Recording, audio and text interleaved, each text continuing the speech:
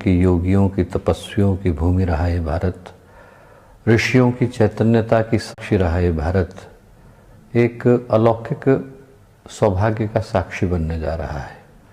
आज ये भारत भूमि अपने सौभाग्य को सराह रही है जब जन जन के हृदय पर राज करने वाले राम, तुलसी के राम, मर्यादा पुरुषोत्तम श्री राम, भारत की आस्था पर विजय पाने वाले राम, कण कण में व्याप्त भगवान राम, भारत के राम, हिमालय के राम, गंगा के राम, दुनिया के राम और दिग दिगंत तक गुंजायमान होने वाले राम, उनकी चरण धूलि को दोबारा स्वीकार कर पाने का सौभाग्य अयोध्या के पावन धाम को मिलने जा रहा है। आंखें नम हैं, हाथ जुड़े हुए हैं, सर झुके हुए हैं और कान सिर्फ एक ही शब्द की प्रतीक्षा में हैं कि बस कुछ दिन और भगवान फिर आएंगे।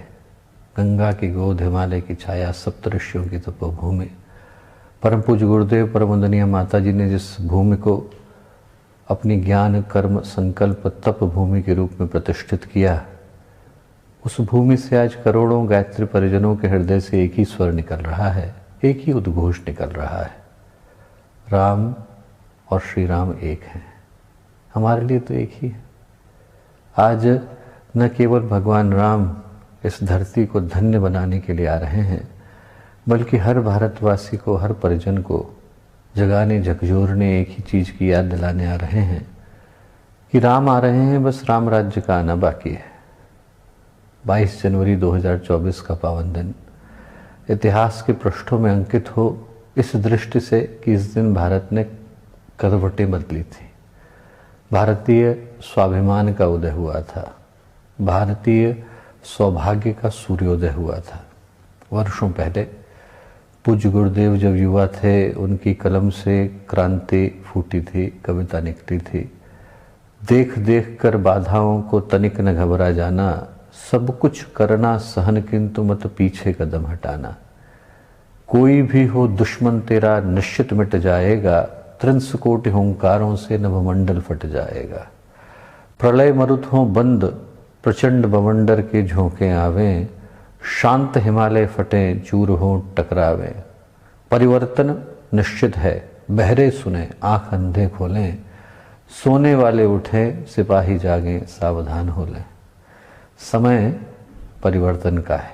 उन सभी देवात्माओं को, हुतात्माओं को हम लोग नमन करते हैं जिनकी सांसें, पसीना और लहू इस मंदिर की नींव से लेकर शिखर को बनाने में लगे। अंतिम बार ये बयार भारत की भूमि पर तब बही थी जब समुद्रगुप्त, चंद्रगुप्त, विक्रमादित्य का समय था और तब भारत की जनता को ये सौभाग्य मिला कि अश्वमेध की पावन लपटों के दर्शन हो सके। राष्ट्रम वाष्ट्रमैधः। उससे पहले ये सौभाग्य तब मिला जब भगवान राम रावण का अंत करने के बाद अश्वमेध करने के लिए गए। और ये एक दुर्लभ सौभाग्य कह लूँ या फिर ऋषि लोक से उतरा मंत्र कह लूँ या विधाता का लिखा विधान कह लूँ कि भगवान राम के अवतरण की तिथि सुनिश्चित हुई, उसके साथ ही गायत्री परिवार के अश्वमेध की तिथि भी सुनिश्चित है। तो हम लोगों के लिए तो ये दिन, ये समय दोहरी उमंग और दोहरे उत्साह का है। उस दिन हर गायत्री परिजन पूज्य गुरुदेव के स्वर में गायत्री मंत्र के स्वरों के साथ अपने स्वरों को मिलाकर दिन की शुरुआत करे। अखंड जप हो, यज्ञ में विशेष आहुतियाँ डले, दिन का अंत वंदनीय माता जी की आरती के साथ अपने स्वरों को मिलाकर के हो और उस दिन सौभाग्य के साथ संकल्प का भी उदय हो।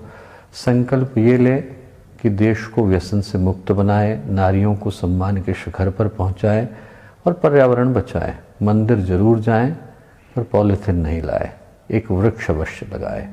इस संकल्प के साथ गायत्री परिजन अपने हृदय में इस दिन को प्रतिष्ठित करने जा रहे हैं। दिन में, दिल में उसी हस्ताक्षर को अंकित करने जा रहे हैं। अंत में दिनकर की पंक्तियां याद आती हैं जो लगता है इसी दिन के लिए लिखी गई।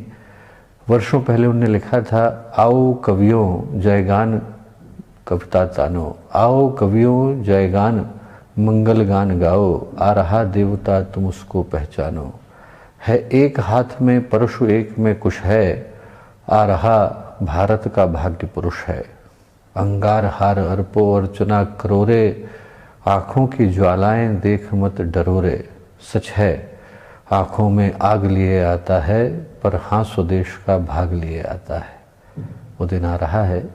हम सब की ओर से अनेक अनेक मंगल कामनाएं, शुभकामनाएं, शुभेच्छाएं। प्रणाम। हमारे YouTube चैनल गायत्री परिवार गोरखपुर को सब्सक्राइब करें और बेल आइकन को जरूर दबाएं ताकि गायत्री परिवार गोरखपुर की विभिन्न गतिविधियों की जानकारी मिलती रहे।